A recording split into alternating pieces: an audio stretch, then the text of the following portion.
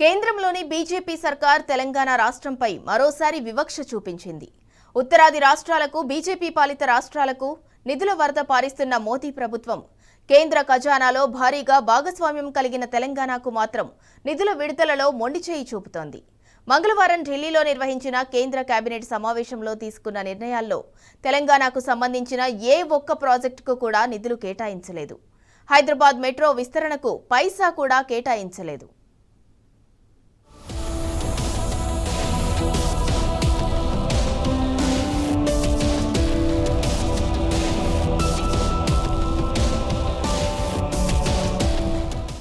సబ్కా సాథ్ సబ్కా వికాస్ ఇది బీజేపీ అధికారంలోకి వచ్చినప్పటి నుంచి ప్రధాని మోదీ వల్లవేస్తున్న మంత్రం. కానీ తెలంగాణ రాష్ట్రం విషయంలో ఇది కేవలం నినాదానికే పరిమితమైంది. వాస్తవంలో తెలంగాణపై బీజేపీ సర్కార్ వివక్ష ప్రదర్శిస్తున్నది. ముఖ్యంగా పారిశ్రామిక పరంగా రాష్ట్రానికి తీవ్ర అన్యాయం చేస్తున్నది. అధికారంలోకి రాగానే ఐటీఐఆర్ రద్దుతో తొలి వెన్నుపోటు పొడవగా కేసీఆర్ ప్రభుత్వంపై ఉన్న కక్షతో 10 ఏళ్ల పాటు తెలంగాణ విజ్ఞప్తులన్నీ పక్కన పడేసింది. తాజాగా హైదరాబాద్ మెట్రో విస్తరణను కేంద్రం పట్టించుకోలేదు. కానీ లక్నో మెట్రో రైలుకు 5,801 కోట్ల రూపాయలు మంజూరు చేసింది. ఈ మేరకు మంగళవారం కేంద్ర మంత్రివర్గంలో నిర్ణయం తీసుకుంది. అంతేకాకుండా సెమీకండక్టర్ల పరిశ్రమల కేటాయింపులోనూ తెలంగాణకు అన్యాయం చేసింది. ఏపీ, ఒడిశా, పంజాబ్ రాష్ట్రాలకు 4 పరిశ్రమలు కేటాయించింది. ప్రతి దశలోనూ ప్రతి ప్రాజెక్టుల కేటాయింపులోనూ తెలంగాణకు అన్యాయం జరుగుతున్నది. కానీ తెలంగాణలో 8 మంది బీజేపీ ఎంపీలు, అందులో 2 కేంద్ర మంత్రులున్నా, 8 మంది కాంగ్రెస్ ఎంపీలున్నా తెలంగాణ రాష్ట్రానికి సాధించింది మాత్రం 0 అని విమర్శలు వెల్లువెత్తుతున్నాయి.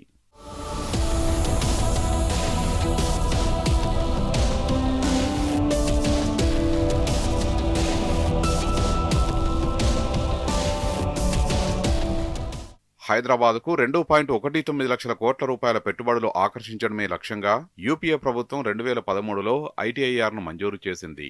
సైబరాబాద్, శంషాబాద్, ఉప్పల్, పోచారం పరిధిలోని 201.83 చదరపు కిలోమీటర్ల విస్తీర్ణంలోని 49,912 ఎకరాల్లో ప్రాజెక్టు నెలకొల్పాలని నిర్ణయించింది. 2 దశల్లో పూర్తి చేయాలని భావించింది.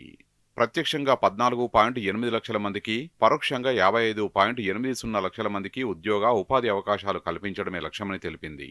కానీ కేంద్రంలో బీజేపీ అధికారంలోకి రాగానే తెలంగాణ ఐటీఐఆర్ను రద్దు చేసింది.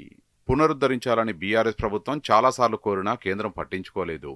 లక్షల మందికి ఉద్యోగ, ఉపాధి అవకాశాలు కల్పించే ప్రాజెక్టు కోసం రాష్ట్ర బీజేపీ నేతలు కేంద్రాన్ని అడగడం లేదని విమర్శలు వెల్లువెత్తుతున్నాయి.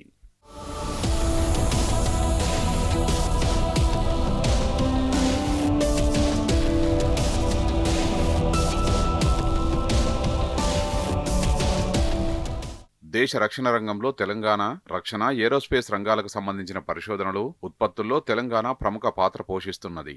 దేశానికే తలమానికంగా నిలిచిన DRDO, research centre Imarat RCI, DERL, DMRL, BDL ఇలా ఎన్నో కంపెనీలకు తెలంగాణ నిలయంగా ఉన్నది. రక్షణ రంగంలో వందలాది ఎంఎస్ఎంఈలు పనిచేస్తున్నాయి. ఈ నేపథ్యంలో రాష్ట్రానికి డిఫెన్స్ కారిడార్ మంజూరు చేయాలన్న డిమాండ్స్ను కేంద్రంలోని బీజేపీ ప్రభుత్వం పట్టించుకోవడం లేదు. హైదరాబాద్, బెంగళూరు మార్గంలో రక్షణ కారిడార్ ఏర్పాటు చేయాలని గతంలో సీఎం కేసీఆర్, మంత్రులు ఢిల్లీకి వెళ్లి చాలాసార్లు విజ్ఞప్తులు ఇచ్చినా కేంద్రం దృష్టి పెట్టలేదు.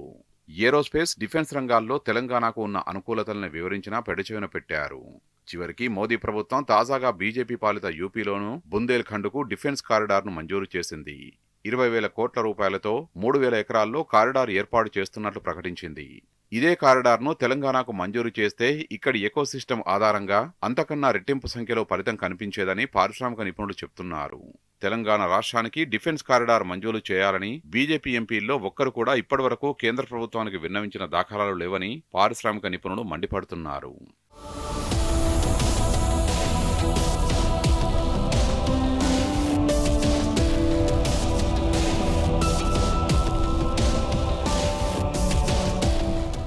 రాష్ట్రానికి టెక్స్టైల్ పార్కు మంజూరు చేయాలని కేసీఆర్ ప్రభుత్వం 10 సార్లు కేంద్రాన్ని కోరింది.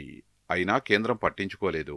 చివరికి రాష్ట్ర ప్రభుత్వం సొంత నిధులతో Warangal Kakatiya mega textile park ఏర్పాటు చేసింది.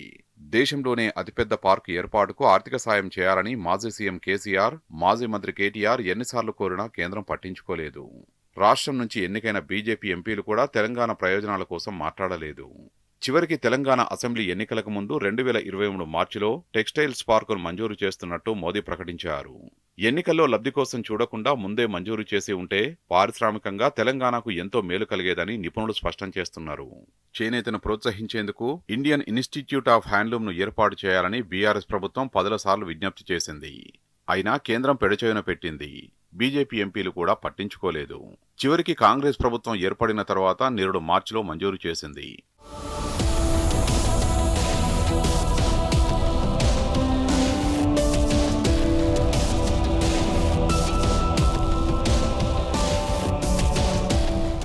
రంగారెడ్డి జిల్లాలో ఆసియాలోనే అతిపెద్ద ఫార్మాసిటీని ఏర్పాటు చేసేందుకు కేసీఆర్ హయాంలో రాష్ట్ర ప్రభుత్వం ముందుకొచ్చింది. ఈ భారీ ప్రాజెక్టుకు నిధులు ఇచ్చి ఆదుకోవాలని కేంద్రానికి బీఆర్ఎస్ ప్రభుత్వం చాలాసార్లు కోరింది. అయినా మోదీ సర్కారు పట్టనట్లు వ్యవహరించింది. ఏ ఒక్క బీజేపీ ఎంపీ గాని, ఎమ్మెల్యే గాని, నాయకుడు గాని మోదీపై ఒత్తిడి తీసుకురాలేదు. చివరికి సొంతంగా తెలంగాణ ప్రభుత్వం ఫార్మాసిటీ ఏర్పాటుకు ప్రయత్నం చేసింది. 19,000 ఎకరాలు అవసరం కాగా 14,000 ఎకరాల్లో భూసేకరణ పూర్తి చేసింది. పరిశ్రమలకు భూముల కేటాయింపు మాత్రమే మిగిలి ఉన్న దశలో అసెంబ్లీ ఎన్నికలొచ్చాయి. కాంగ్రెస్ ప్రభుత్వం ఏర్పడిన తర్వాత ఫార్మాసిటీని మూలకు పడేసింది. రద్దు చేస్తున్నామని ఒకసారి, కొనసాగిస్తామని మరోసారి, ఫ్యూచర్ సిటీ అంటూ ఇంకోసారి ప్రకటిస్తూ నాటకాలు ఆడుతున్నదని రాజకీయ వర్గాల్లో విమర్శలు వ్యక్తమవుతున్నాయి. కేంద్రం ముందే సహకరించి ఉంటే ఫార్మాసిటీలో పరిశ్రమల ఏర్పాటు జరిగేది. రాష్ట్రానికి వేల కోట్ల రూపాయల పెట్టుబడులు రావడంతో పాటు లక్షల మందికి ఉద్యోగ, ఉపాధి అవకాశాలు కలిగేవి.